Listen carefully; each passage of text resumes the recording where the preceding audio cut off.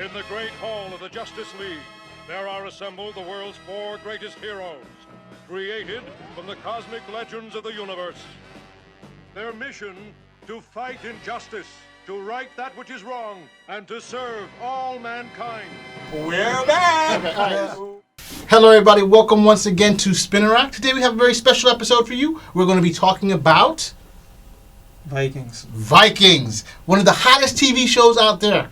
Everybody needs to be watching. If you like Game of Thrones, Vikings is your show, okay? This is based on historical, not fancy, you know, what George Martin wants. This is actual based on reality, all right? So I want to tell you right now. Well, that's not exactly true. All right, they put a little license on it, but it's based on reality.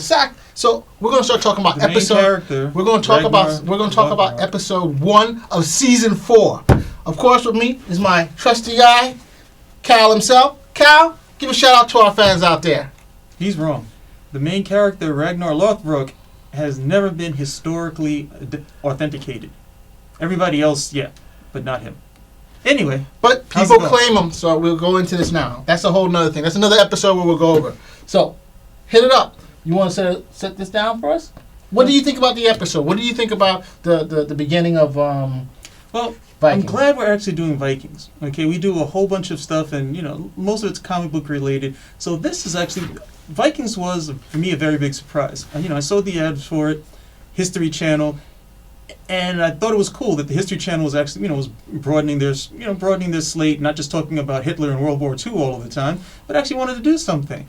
And it started off slowly, but the characterization, and they actually tell a story. It takes the entire season to get through it, but they actually tell a story. So, it's been very good. So now, after 4 seasons coming into it, and I had a lot of anticipation, much more anticipation for this than, say, something like Batman vs. Superman, because I know this is going to be good.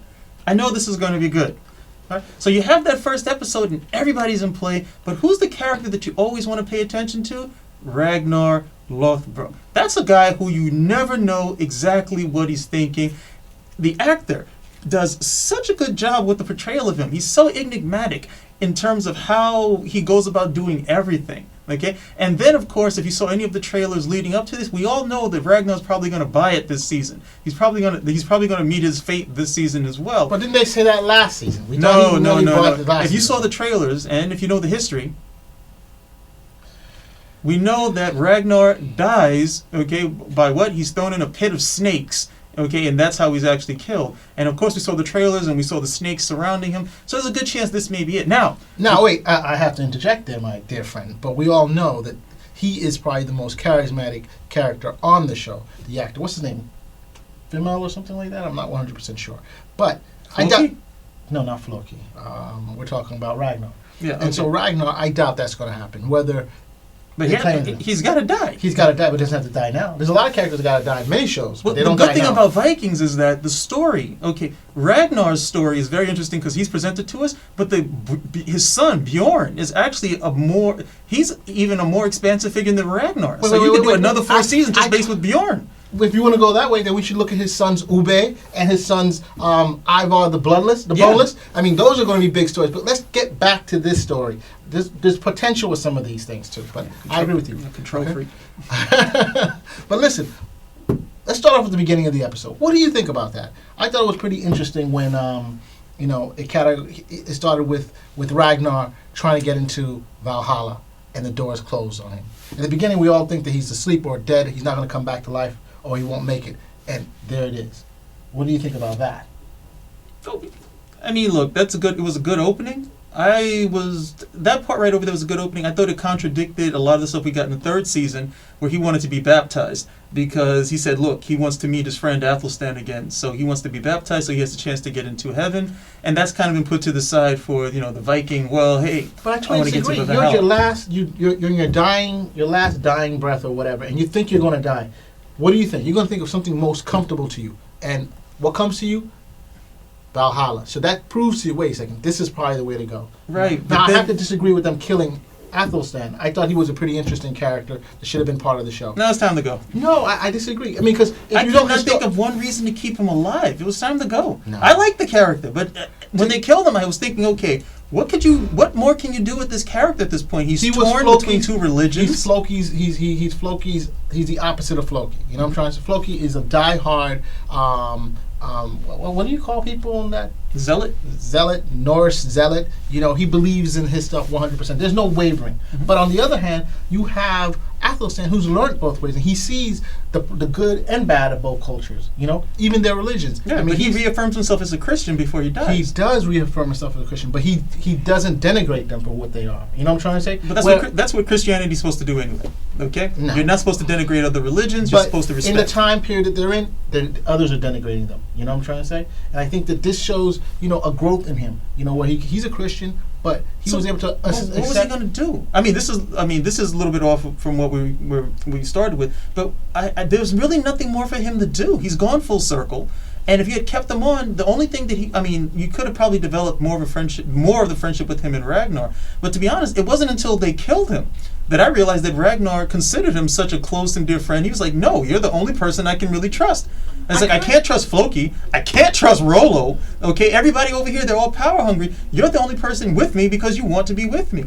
And then when he went through the whole process, we saw that elements of that in the second season. But I didn't see it from Ragnar. We saw it from Ragnar. No. Ragnar went after it was him not verbally expressed, okay? I think this character, the guy who plays Ragnar, has so much expression in him that you're like, wow. Pretty interesting. I mean, he's telling you so much from his to the fact that he wants to go and wants to punish Floki in such an extreme manner? In this season. Yeah, and in the last season too. We know because of what he said. When the last season ended and he says, Floki, I know you killed him. Okay, we know, look, yeah, this guy's in some big trouble, but we also know it because of the things that he expressed afterwards, to the fact he wanted to be baptized. Okay, and I'm not disagreeing. I think we're a little bit analogous, but I'm not disagreeing with you. But what I'm saying, I think you're missing the overall picture, is that Athelstan was from at least the second season, probably even the first season, Ragnar considered very vital to himself and to his family. I am missing nothing. Anyway.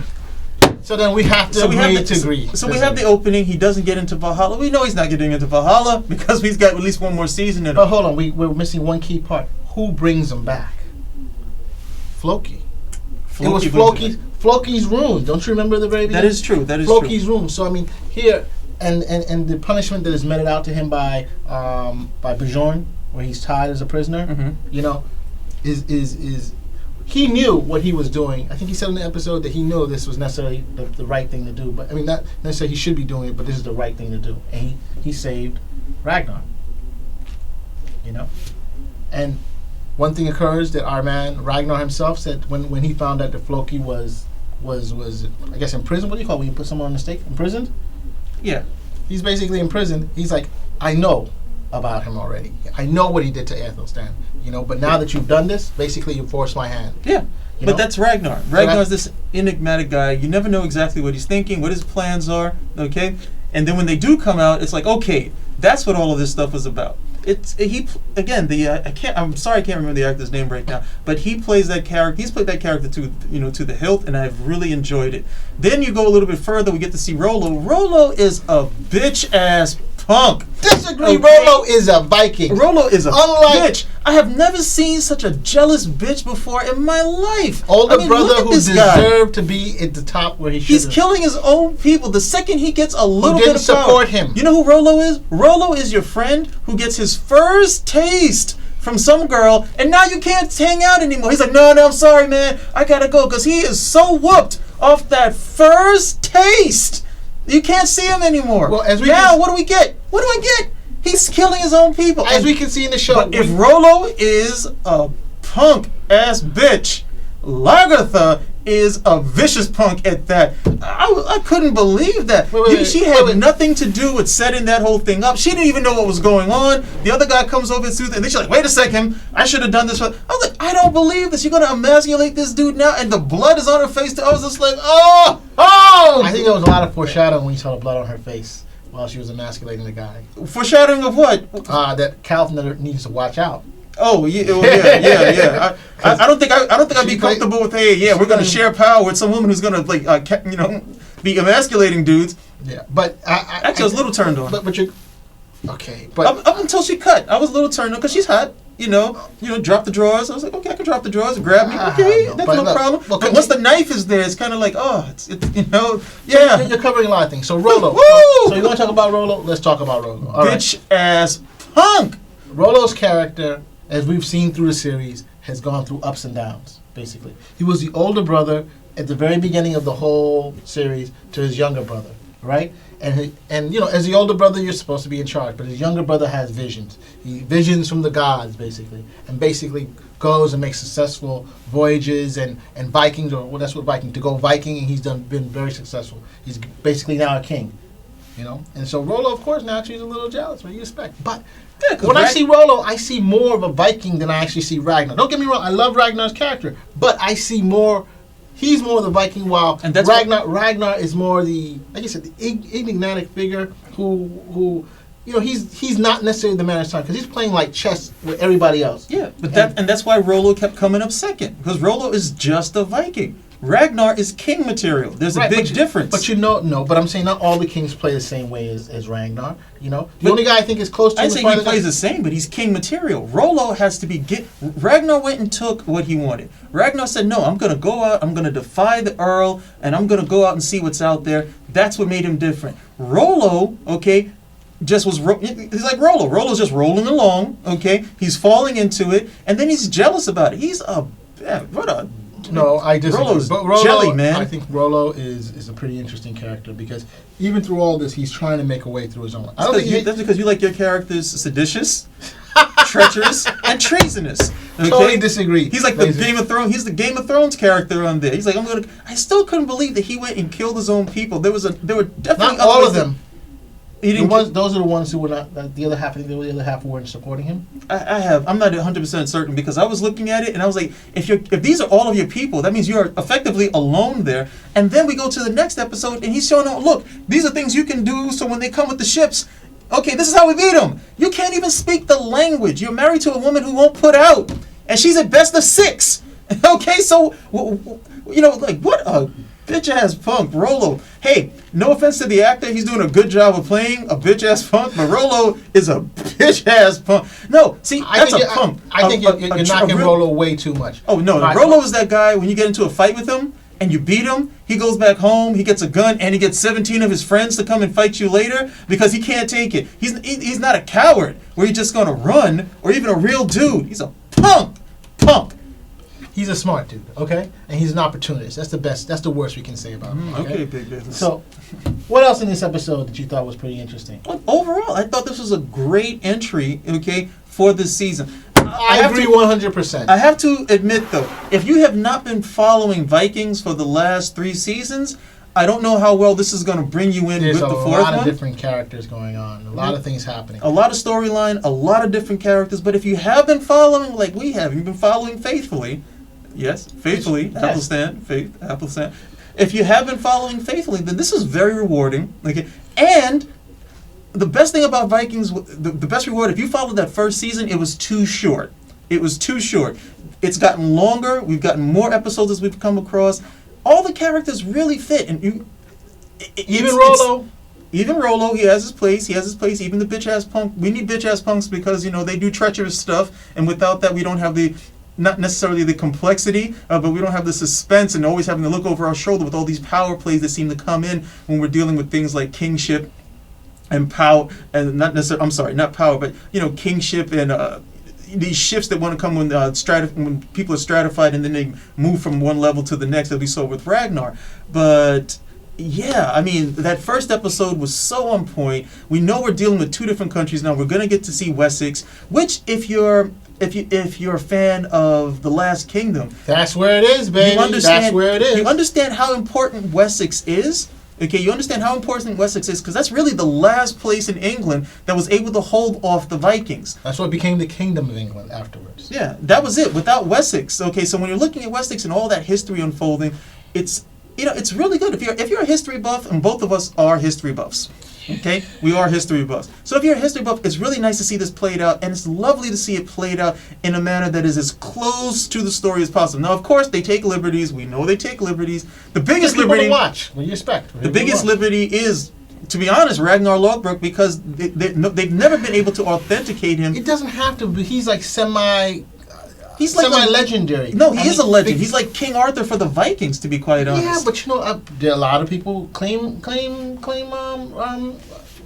they're from him, from his family. That they're descended from Bjorn Ironside. Bjorn Ironside. And he's Ivor, Bjorn Ironside is an actual Ube. Yeah. And those are actual people. Yeah, and those are people who can be authenticated beyond a shadow of a doubt. So and that's an interesting thing you point. You see the sons though. That they're already developing the sons to who they're going to be in the show. You know, you got Ube, you got Ivar. I mean, he can't walk, so they have him in a cart, and he's grunting, yeah, yeah. You know, you're like, okay, this guy's going to be a badass later on. Yeah. And we don't. And now you think, oh no, but you see him, rah, rah. This guy, you need to watch out for. You know, but Bjorn is the more. Well, I've spent more time watching Bjorn and seeing his development. So Bjorn is the one who really interests me, and the dynamic between him and Ragnar really interests me because it's beyond a shadow of the doubt that Ragnar really, really loves Bjorn. Okay, he really loves him. I think he loves all his sons. No. Bjorn is his first son. He has the deepest connection with Bjorn,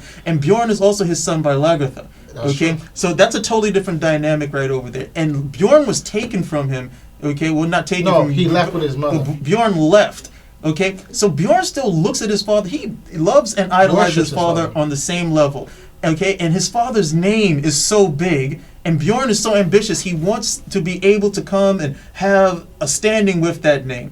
And then as a father, Ragnar's looking at him. He's like, look, I don't think my son, as tough as this guy is tough enough because I'm going to die, and all this is going to be his. So they get to the point where he's like, look, I got to go out into the cold and prove that I'm tough enough, not just to you, but to myself. Okay, it's a really nice dynamic to see between the two of them. In the previous season, I got an opposite from you than that. I thought it was really good, but it's, you know, the dynamic is interesting, but it's like you figure this is the one son that if there's any son that he would have, this is the one that he initially had with Lagertha, that he's going to be a tough, but he has doubts. Yeah. You know, I mean, a father has doubts. Yeah, you love your son, but you're loving your son and saying, I'm not sure if this guy can really handle it. Of course, you know? Because he spent all those years away from him. But he's Lagertha's son. If there's anything you But he's Lagertha's son, but Lagertha is not Ragnar Lothbrok. He didn't get the fathering. Okay? Come on, if it's your son, okay, and you're the big man right over here, and you missed out on a good 8 years of this guy's development. He comes back now, and even when they're in battle, he's telling him, no, you're making this mistake. No, you're running over here to protect your wife and your girlfriend. The fight is on. No, she should have never been here in the first place. At one point when they were sacking Paris, and he's climbing up. Okay, Ragnar already had it planned out. He said, look, I'm not getting involved with this because this is probably going to fail. I'm going to step back. As soon as Bjorn was scaling, he saw he was going up. Ragnar was, nope, I got to go over here and back this guy up. Why? Because, again, Bjorn is still not there yet. He's still not there in terms of being a full warrior who has to one day be king. I disagree. I think the thing is that you're looking at is that, you know, I agree with you with him not being there, but Bjorn is looking like a warrior like Rollo. He's seeing what his uncle does and how his strength, and he's also saying, well, this is my father, I'm his son, I can dominate too, you know, but his father doesn't see it, you know. And because he's not showing his father. What's the big thing he needs to show his father that he hasn't shown him yet? That he can think ahead? Yes. The ability to think, not fight. Rollo's good at that, but Rollo can't think. Okay, Rollo is Don't deny that. Okay? We don't deny that. Rollo's not thinking. Bjorn makes these decisions, and every time he makes a decision, his father's like, ah. He's like, it's like me dealing with my 8-year-old or something. It's like, why don't you think? And you understand that not to that degree, but no, I said like. Okay, I'm just making an analogy. I'm not saying that he's 8 years old, but Ragnar is so far ahead in terms of that thought process, and Bjorn didn't get the fathering, the mentoring from him, and now they're already on the battlefield. I think the problem is that Ragnar's semi-legendary already. Remember, he was the one, we're going to go west. Yeah. And no one believed it, and they went west. We're going to England. They were going to go to Paris, and he's successful. So no one is ever going to compare to him. I mean, except Ivar the Boneless. But that's in the future. I don't know what I'm trying to say? I have no idea what your obsession is with Ivar the Boneless, since Bjorn's legend is actually greater than... He's the greatest of all Ragnar's sons. I disagree. I think Ivar historically, that's just a fact. I think historically, if you look, Ivar was considered one of the greatest, particularly in England, England and Ireland. I mean, he was a badass dude. Okay? Read it up. No, you know what I'm trying to say? Bjorn's legend is the greatest of all of Ragnar's sons. Right. And why is Bjorn's legend the greatest? Because of what they do to his father. Okay, because when they kill his father, Bjorn exacts a revenge Yes, on he England does. like nothing they've ever seen, and he did that for his entire life. By the time we get to the stories, like when we're looking at the Last Kingdom, well, they're calling them Danes at that point. But by the time you get to that point, these guys, because Bjorn had exacted such a high penalty for what they did to his father, okay, Bjorn was like Hannibal or any of the other boogeymans or something of that nature. He was to the English, but remember, his own father doesn't think he's up to it. So the question is, what happens to this character? Is this character going to totally become dark? Right now, we have a lot of light. Well, we know what's going to happen to Bjorn. He's Bjorn- not going to fully come into his own until his father passes. It's never going to happen. As long as Ragnar's alive, Bjorn is never going to be able to push himself that extra step. And I have to agree with you there. Anything else you want to point about this episode? I'm looking forward to doing more of these episodes. Finally, we're doing Vikings. This is great. So, hey, ladies and gentlemen, come back once again to Spin Rack on our very special Viking time. Me and Cal be throwing it down. Later. Peace.